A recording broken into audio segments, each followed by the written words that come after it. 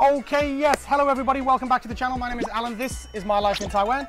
And again, we've got a guest. This is... My English name is Sophia. Yes, Sophia, 欢迎来到我的频道。是。我们在哪里？你可以介绍吗？跟各位介绍一下，非常欢迎哈 ，Alan 来到我们的新社地区的携程社区哈。携程社区。Yeah. And the restaurant's name is... 百菇庄。百菇庄。English name is Mushroom Garden. Mushroom Garden. Okay. Yeah. So yes, we are going to take a look around 百菇庄, learn a lot about the process of mushroom making, and then possibly onto a couple of other locations. Sophia, are you ready to show me around? Okay. Let's go.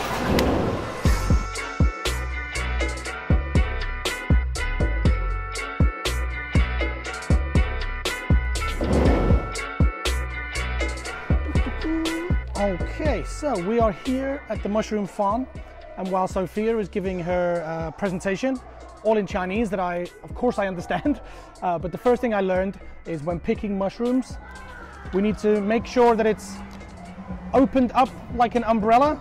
So I think if you look carefully in there, you can see that this one has opened up. So I think we just twist and pull,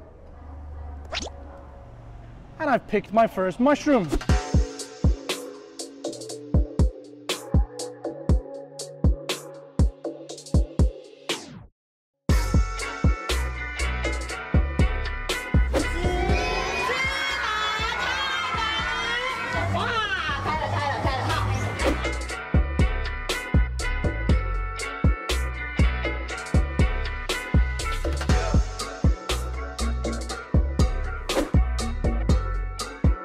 Okay, so it's time for a snack.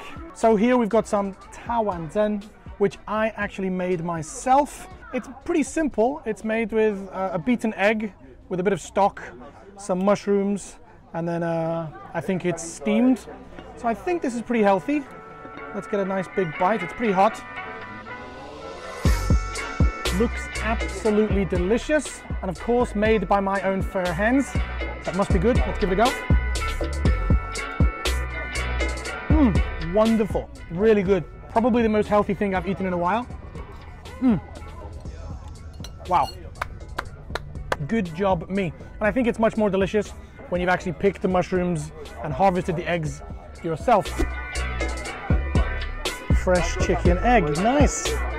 While I'm doing this little tour of some local Taiwanese farms or tourist activities, I really want to talk a little bit about the tourism industry and how basically a lot of countries around the world are really suffering with their tourism because of the virus. I even read that our royal family has been impacted by £35 million or something.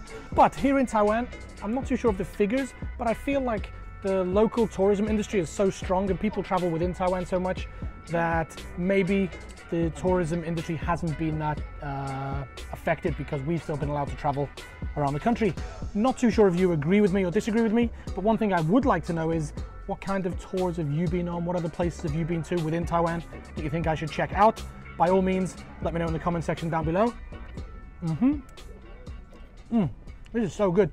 But yeah, I think me and Xiaofei made a video a few months ago talking about why people don't come to Taiwan or why tourism isn't very popular in Taiwan.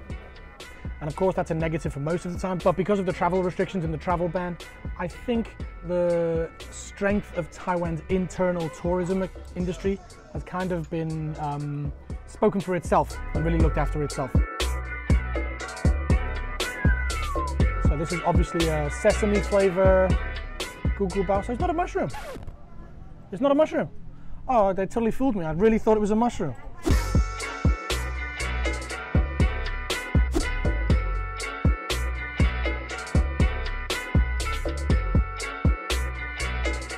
And just like that, we are now in Malecon. And the reason I wanted to come here is because I was here to meet a tour guide, a camera shy tour guide that didn't want to be on camera, but she introduced this area to me. So thanks to Miss Lin. But the reason that I came here is because of some of the awesome artwork that you can see on the walls in this area. As I'm walking by now, you can see all of the fruit and the flowers. And one thing I want to mention, and I know my past couple of videos have probably mentioned this a little bit too much, is the pride that Miss Lin had when she was talking about this area. I could understand a little bit, and what she was telling me was that it's a very proud kind of farming area, and they tried to depict this on the walls. As you can see behind me, there is one of my cousins, Xiao Zhu. Very proud again of their mushrooms. Apparently 70% of all mushrooms in Taiwan come from Xinse. But another thing I wanted to do is try to connect this place to what I was talking about earlier about the internal or the national tourism within Taiwan, because what the Taiwanese people always try to do is try to make an area as interesting as possible. This area is obviously quite a little industrial area. There's factories and warehouses and homes, which maybe otherwise without the artwork would not be that interesting, but the local people and the government have invested in the area, put a lot of time and effort into painting everything and depicting the story of the area. Another thing that Miss Lin was really proud of was that this village, Malecon, is actually one of 9 different villages where Mazu will come and stay once every 9 years, and as well as some other details such as the history of the steel works and how they would cook. It's all depicted in these murals on the walls, starting with the fruits and the farming as you enter the village, and then as you progress through the village you get to see more about the history of the village. This picture right next to me as I walk by now, this is about what I was just mentioning about Zhou Zhuang Ma, which is that Mazu comes and stays here once every 9 years. But yes, they tried to make it as attractive for people to come and visit as possible. And there's several other areas like this around Taichung that I've been to before, like Rainbow Village. It reminds me a little bit of Rainbow Village. The painted animation lane where I filmed a video before. Maybe the Instagram photo generation would absolutely love it here. I think this is kind of like a Sanhe Yuan. This is actually still a private residence, but this building is like 300 years old, something like that. So much history here, but also quite modernized with the way that they've painted it and tried to make it more attractive to tourists. And of course, as we're in Xinse, a strong mushroom presence.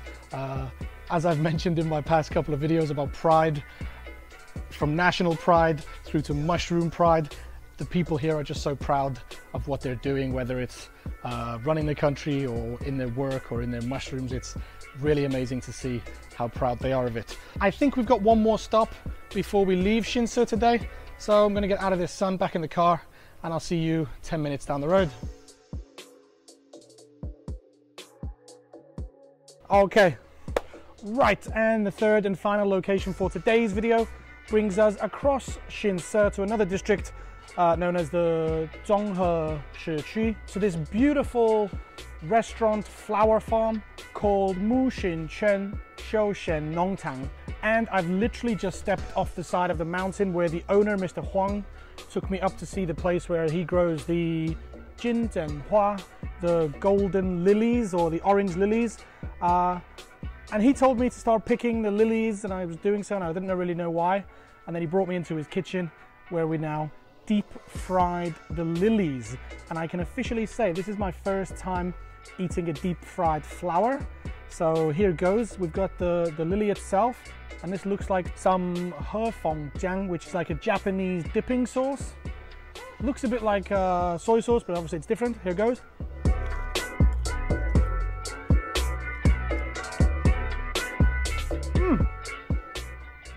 Wow, that has got a really interesting flavor. It's not a strong flower flavor. It reminds me a little bit of mushroom. I don't know why. Maybe I've been eating mushroom all day. There's definitely an interesting texture to it, but let's be honest, anything that's deep fried is going to taste good. Really good. And as well as the deep fried lilies, we've got this lemongrass with mint tea. Now it's hot. The tea is hot, the weather is hot, but I've already had a cup, and the mint, the addition of the mint to the lemongrass tea really adds like a refreshing feeling to the mouth, helps me cool down a little bit. And there's a dessert, but before we get to the dessert, there's one thing I do want to say, is that while I was on the side of the mountain with Mr. Huang, he was introducing the different flowers, and although this place is quite far out of the city, it's a good 30 minutes drive through the mountains. A beautiful drive, I might add. The place is really busy. The car park is full. There's lots of people who have traveled here to take photos.